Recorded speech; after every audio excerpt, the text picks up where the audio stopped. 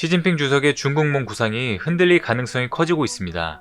홍콩의 민주화 요구 시위가 6개월째 접어든 가운데 홍콩 시위 사태의 분수령인 구의원 선거에서 범민주 진영이 압승하고 친중파가 참패하였기 때문인데요.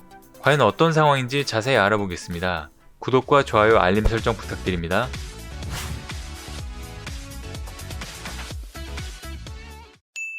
안녕하세요. 세상 모든 잡다한 지식을 알려드리는 잡시광입니다.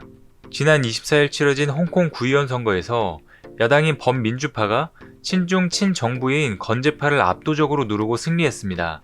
18개의 구의 선거구 452곳 가운데 범민주파는 388석을 휩쓸어 의회의 약 86%를 장악한 반면 건재파는 60석인 13.3%에 그쳤는데요. 범민주파는 18개 구 중 17개 구에서 다수당이 됐습니다.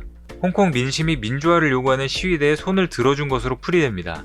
일국 양제를 앞세워 홍콩 마카오에 대한 통제력을 강화하고 대만 통일까지 염두에 뒀던 시진핑 주석의 구상이 홍콩 내 반중 정서 확대로 쉽지 않게 됐습니다. 더구나 시 주석이 홍콩에 대한 통제 강화를 언급하며 사실상 직접 개입에 나선 상황에서 홍콩 선거의 친중파의 몰락이라는 결과가 나옴에 따라 향후 대규모 문책성 인사가 이어질 것으로 보입니다. 25일 베이징 소식통 등에 따르면 중국 지도부는 전날 치러진 홍콩 구의원 선거에서 범민주 진영이 압도적으로 승리를 거두고 친중파가 몰락하자 적잖이 당황하면서 향후 홍콩 사태에 미칠 영향을 면밀히 주시하는 것으로 알려졌습니다.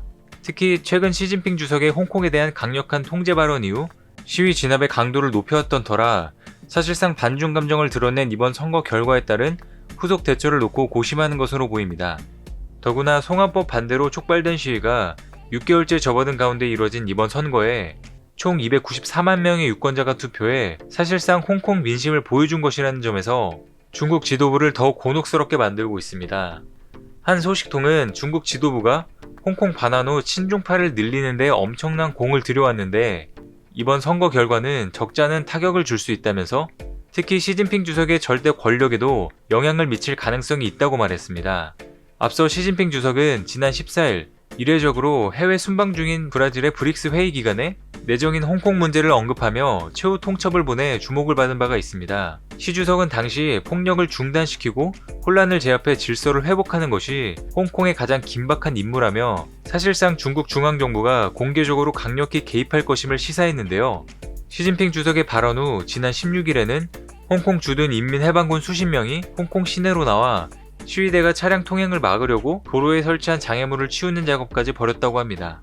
또한 시위대의 핵심인 홍콩 20대에 대한 대규모 진압 작전으로 사실상 시위 사태가 종결 국면에 접어든 게 아니냐는 분석까지 나왔는데요.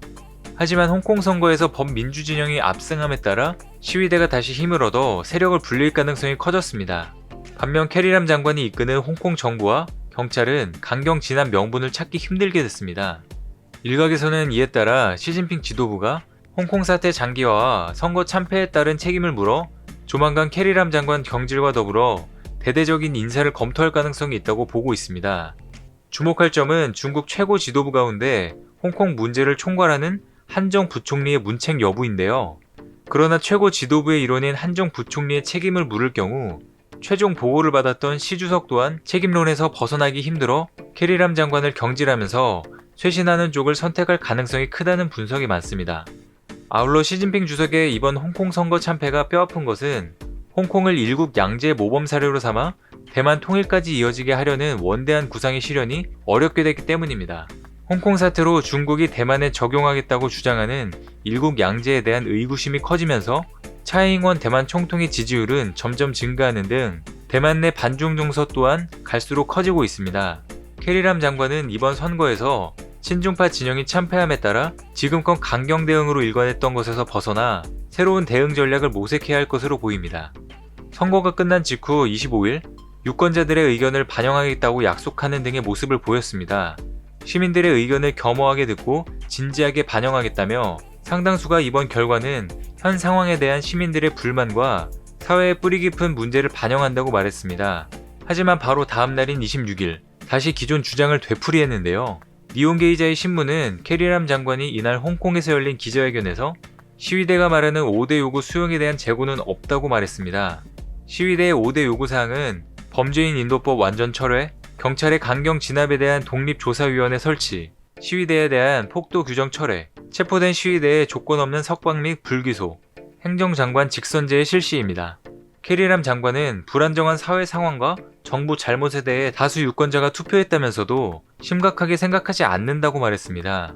이어서 시민들의 불만은 인식하고 있지만 범민주진영에 대한 새로운 양보는 없을 것이라고 덧붙였는데요.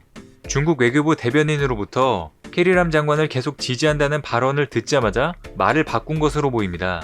캐리람 장관의 이런 발언으로 인해 홍콩 시민들은 더욱 분노를 금치 못하고 있습니다.